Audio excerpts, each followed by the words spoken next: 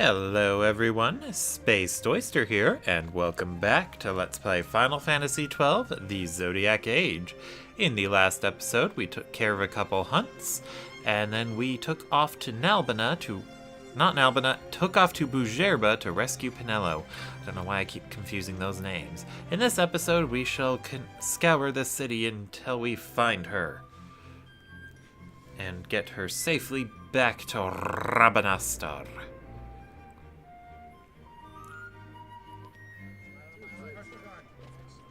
The Lusu mines are just up ahead. Though, I do hear there's not much left there these days. You're on your way to the mines? Then please allow me to accompany you. I have an errand to attend to there. What manner of errand? What errand? I might ask the same of you. Right. Come on then. What? Excellent. Do me a favor and stay where I can keep my eye on you. Should be less trouble that way. For us both. So what's your name? Oh, I'm Lamont. Don't worry. I don't know what's in that mine, Lamont, but you're in good hands. Right, Bosch?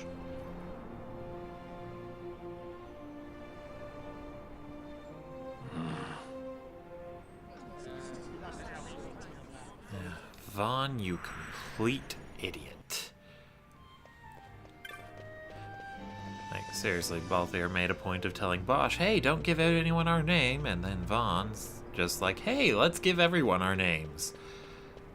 Ugh. Anyway, let's go ahead and talk to this Smoogle here from the Cartographers Guild. And let's go ahead and buy a map of the Lusu mines. A bit pricey, but it's handy. And I guess we'll go ahead and get one for the city of Bhujerba itself. Now, we can buy new armor and new weapons here. I'm going to go ahead and take a look at what's new. Let's start with the weapons shop. I always like to start with weapons. Oh, right. We do have Lamont here as a guest. Let's go ahead and set up his gambits.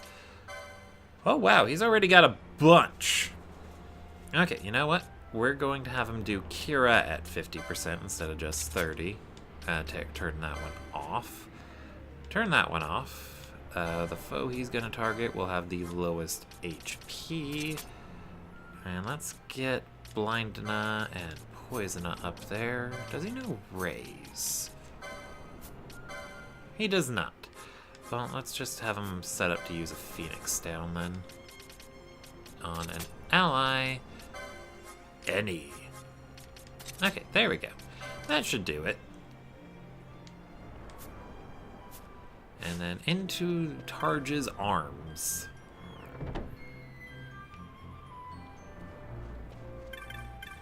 Let's see.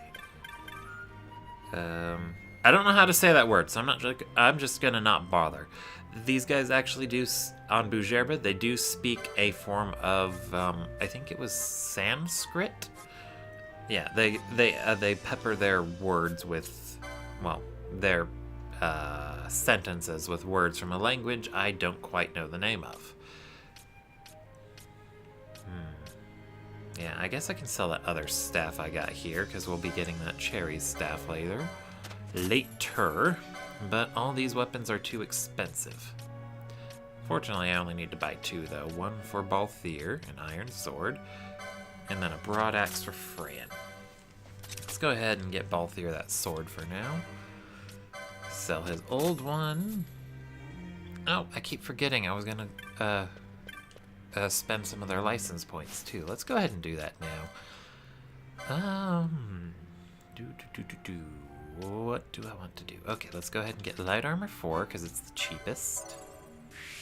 Do I need daggers? Not yet, not yet. Haven't bought the assassin's dagger yet. Let's go ahead and boost my max HP. Get Martyr. And then I don't have enough to buy anything. So moving on. Balthier. He's going to want shields 2. Sorry, I don't know why I've been liking to roll my R's lately. And swords 3.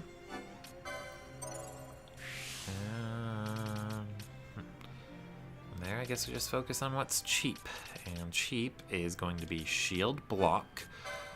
I think that's part of the reason why Knight ends up being a good tanking job, is that they get this augment license here, shield block, so they can use shields more effectively. It only affects shields, so if your character is using a two-handed weapon that they can block with, it's not going to affect that. Just if they're equipped with a shield. Alright, on to Fran. She'll be getting the broad axe, so let's go ahead and get axes and hammers 3. Shields 1? No, I guess she does get shields 1. It's just later on in her license board. Way to make a liar out of me, Fran. Shields 3. Shield block. And she's already making a liar out of me from the last thing I said. Maybe Fran just hates me. And accessories too. Alright, and then Bosch. You know, when in doubt, I'm gonna buy rods 2. Ether Lore 1. And then let's get White Magic 4. And that'll have to do it. I forgot about that gambit slot. Oh well, whatever. Next time, next time. Anyway, since I'm pretty sure I don't have enough to buy anything, we're just going to move on with the story. Yeah, story. Okay. You'll notice there are a lot of these areas blocked off. There are a bunch of Imperial soldiers there, and we obviously don't want to get involved with Imperial soldiers. Getting involved with Imperial soldiers would be bad.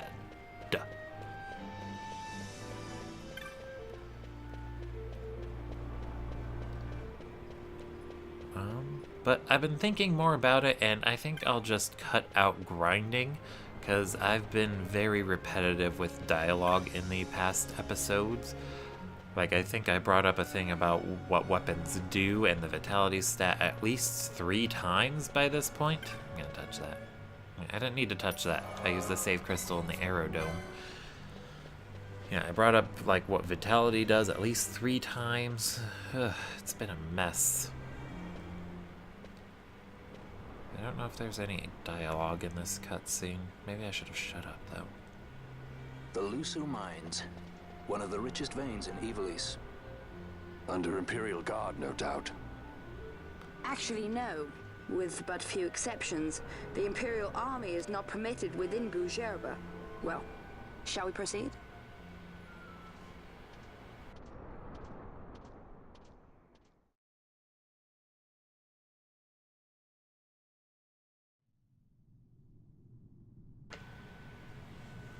Alright, and now we're in the actual mine, and since Lamont is a guest, we are of course going to run around as him.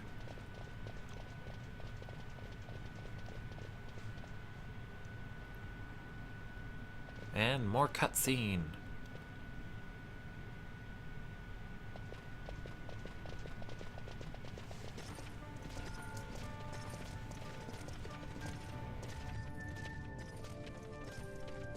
You will forgive me for asking, but you are diverting the purest of the Magicite. I can assure you it reaches Lord Vaan most discreetly. Ha! You wear your saddle well. Be that as it may, I have no intention of being bridled, Your Honor. Then you prefer the whip? Stubbornness will see not only you broken, Excellency, but Bhujerba as well.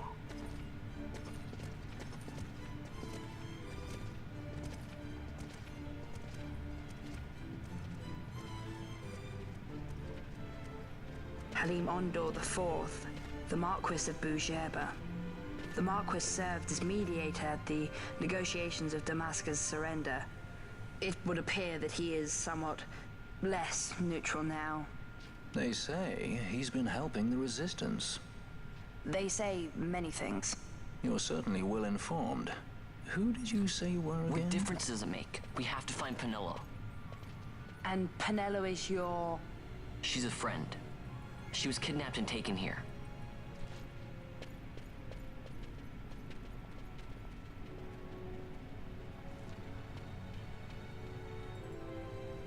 I've heard some people don't really like how they pronounce Marquis. I don't know the official pronunciation, but I think it could also be pronounced Marquis, maybe. Anyway, point is they go with a pronunciation that some people are not very fond of.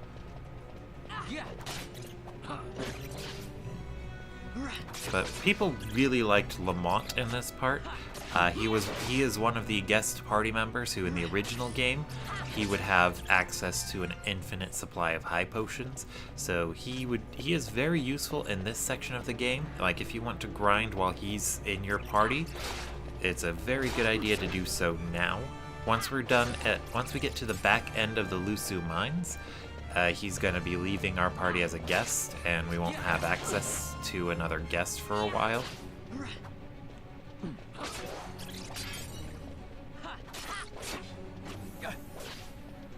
But, yeah, of course, they did change him in the Zodiac Age. He doesn't have an infinite supply of potions, and instead he knows quite a bit of white magic. Very handy all around.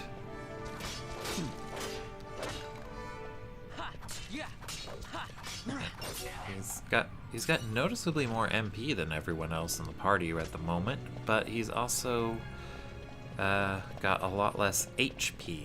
Very interesting balance. I guess they really want him to function as a sort of healer. Maybe they feel bad for not giving you access to one of the characters better suited for white magic early on. Not that it matters so much, since any of the characters you got now can white mage, as Bosch is demonstrating for us. Or not demonstrating.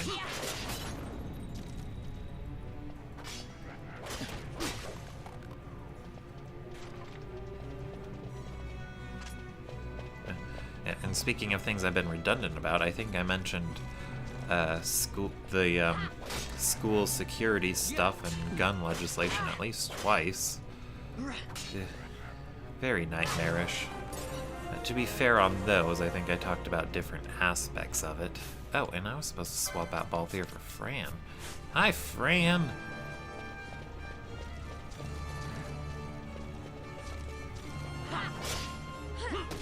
But this is also a very good place for grinding because you can easily build up a very high combo rate. You'll notice every time we defeat an enemy, it shows a chain right there above the party names and stats. The higher that chain gets, the more likely enemies of that same type are going to drop new items.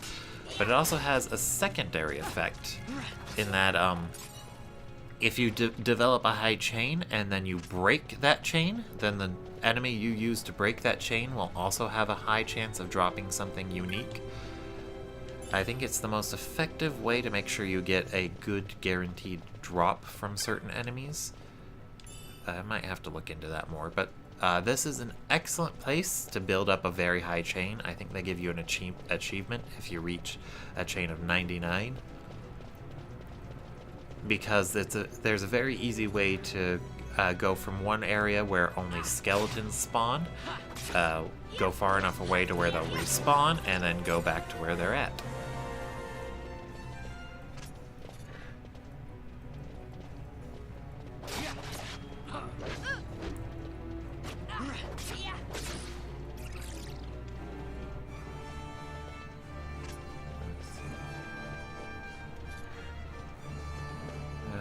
Besides the skeletons, we're also going to be seeing a bunch of bats here, and the Lusu mines are also the first place we're going to see traps. I think there was a few back there that I forgot to point out. I'll point out, there it is, there's a trap.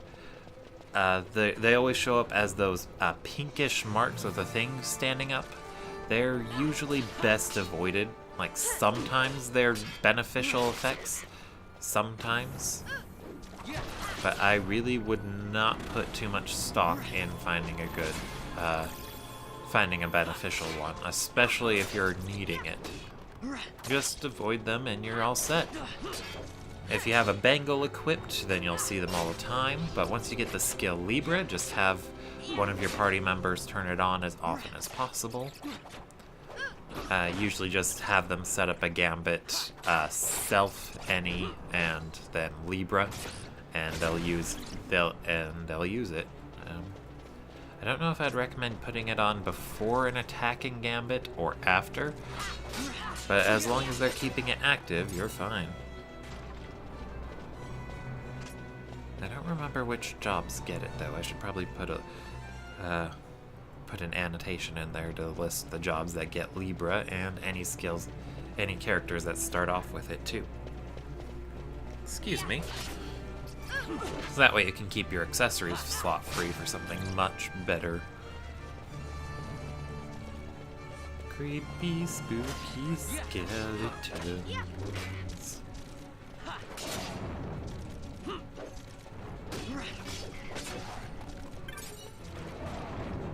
And then there are also some very good items you can find in here. I think it's possible to find a serpent rod, and then the skeletons, once you get a high enough combo going, they'll drop iron helmets, which I think is the next stage of heavy armor you can get, so you can save yourself a bit of money by farming this creepy, spooky skeletons. And I think these are the type of skeletons that could have shown up in the Barheim Passage if you let the charge drop far enough. I forget the exact names of them, but they might have just been a lower level to accommodate you being at a lower level. Yeah, but I think it might have been these guys. And maybe that one, but at lower levels, of course.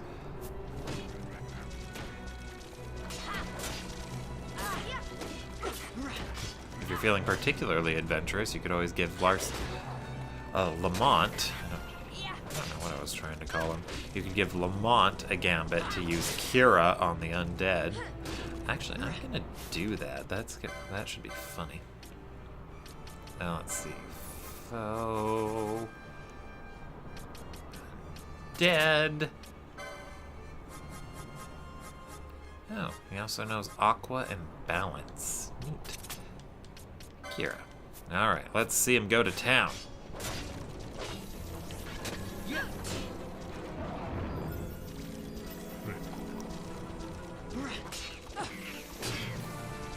Yeah, the only problem with having them target things like undead or enemies weak to whatever element is that they're not going to specify based on HP. So in some situations it might be better to manually control your characters for using skills like that. But Kira, the reason why I'm having him use that is because it's an area of effect one. I'm going to have it on in here, but if I need to go back, I'm going to actually have him turn that gambit off, so that way he doesn't start healing any bats or other types of enemies that show up. But in this section and the very next one, we find nothing but skeletons. So it's very handy to have Lamont, or if your white mage knows Kira, to have them cast Kira. On undead, of course. Or I guess you could also have your white mage set up to use Cure offensively on these skellies. Vaan is level 10. Fran should be getting a level soon. And Lamont ran out of MP. I guess I could talk about how to restore MP. I haven't gone over that too much. You basically have a few options for restoring MP. The first and most basic one that's always available is that you always have your characters restore MP as they run around on the world map. So all you have to do is just keep running around and they'll gradually restore it. Your second option comes from various augments that most or all the jobs really learn. Things like that martyr skill I picked up for Vaan a little while ago. restore your character's MP a little bit as they do certain things, like if they get hit, or if they kill an enemy, or even if they hurt an enemy with a spell.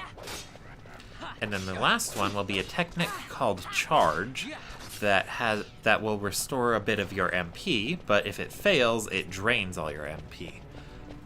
I think all of the mages learn Charge, so... well, yeah, Serpent Rod. All of the mage classes learn Charge, so you'll always have access to it on your classes that need to cast a lot of spells.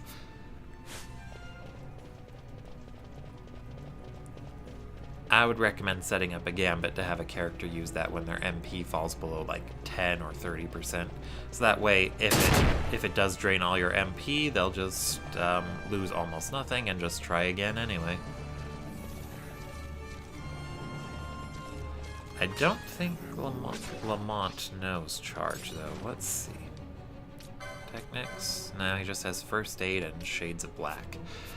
Shades of Black is a weird technique. I don't know how I feel about it. It just casts a random black magic spell. I think it's just a black magic spell. And so it can be very useful, or it could be completely garbage, like most random things. Because black magic spells would include anything between fire and flare.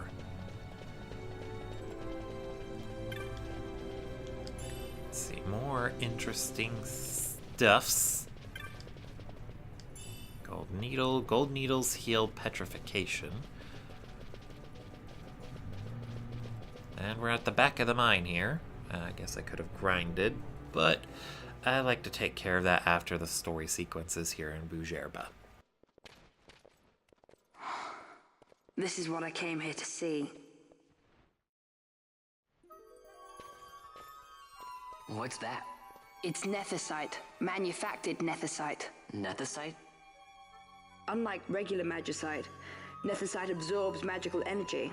This is the fruit of research into the manufacture of nethicite. All at the hands of the Draclaw Laboratory. So this is where they're getting the magicite. Errand all attended to, then? Thank you. I'll repay you shortly. No, you'll repay us now. We have too much on our hands to go on holding yours. So, where did you hear this fairy tale about nethicite? And where did you get that sample you carry? What do you know about the Draclaw Laboratories? Tell me, who are you? Balthier. You kept us waiting, Balthier. You slipped away in Albanar. We missed you. First the judge and now this boy. The whole affair has a smell of money about it. I may have to wet my beak a little. Keep your snout in the trough where it belongs. This thinking ill befits you, Begamnon. Balthier. Too long have I gone unpaid. I'll carve my bounty out of that boy. Where's Penelo? We're taking her back. The girl? Why keep the bait when you've landed the fish? We cut her loose on the way here and then off she ran crying like a babe. Hey! After them! Hey, wait up! We'll not be able to take them all. Fight who we must, leave the rest. Yeah, so this boss fight, if you want to call it that, you just have to run away. You have 2 victory conditions for fighting Begamnon here. You can either defeat him and all of the other Banga that are with him, or just run away. He stops following you once you get to the first area of the mines. I'm just gonna go run away because that's easier. He is a bit over-leveled, so you'd have to grind a little bit to be able to handle him, but it is doable. You even get a different scene of Begamnon throwing a little tantrum and running away if you kill him. Well, not kill him, beat him. And it allows me to show off this running away feature that I otherwise haven't really had a chance to use. I mean, I could have, but I just didn't because I wanted the license points. I am greedy. And I guess I'll keep running around as Vaan because switching would take too much time.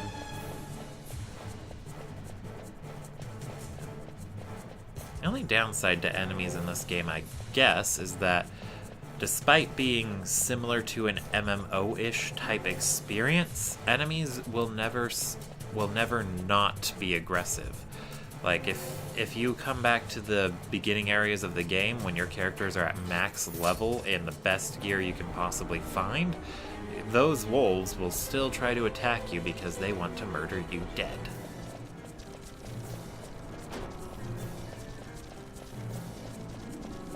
But I think we're almost done with this part.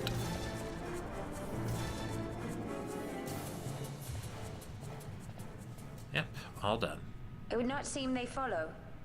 We've lost them.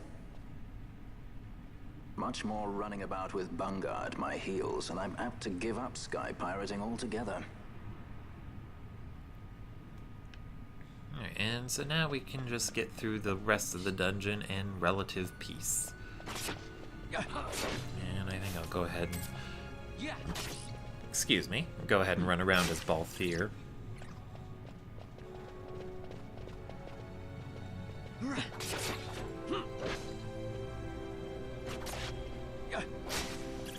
Oh, right. I was actually going to change up gambits a bit. You may have noticed when I equipped the Serpent Rod, actually, while I'm doing that, I should show you, that the Serpent Rod deals ice element damage. So, when your character is using a weapon with an element like that, I recommend you change their offensive gambit for their basic attack from lowest HP, or whatever you're choosing to use, and instead make it to that element vulnerable. It's not the most perfect version of this gambit, because like I said, if an enemy is immune but doesn't absorb that element, they're still going to target that enemy because they don't understand that immune does not mean they're vulnerable. But otherwise, it'll keep them from accidentally healing any enemies who would otherwise resist, or not resist, who would otherwise be immune to that element. Like, it's not that useful right now, since I think ice is a relatively unresisted element at this part in the game. But later on, you'll be running across more elemental weapons, so it's a handy trick to know. Sorry, a cop car went blazing by. I wonder if my mic picked that up. I'll have to double check that.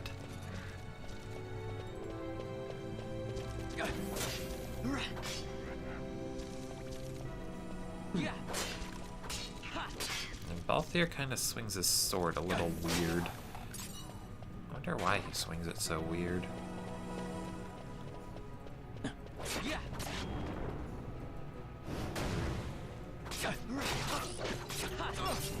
And sadly, I don't know of a way to set it up to where the characters will just ignore enemies who are sleeping. So it would either be better to just turn off your offensive gambits if you want to avoid hitting sleeping enemies, or just turn your gambits off altogether when you're around sleeping enemies and control everyone manually.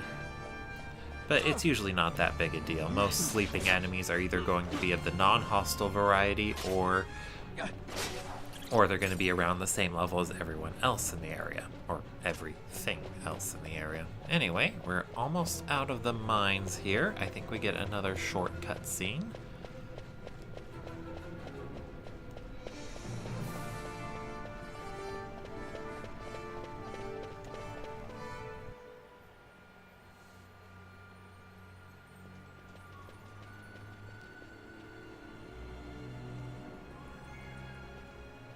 I see you've been out walking without the company of your cortege, Lord Larsa.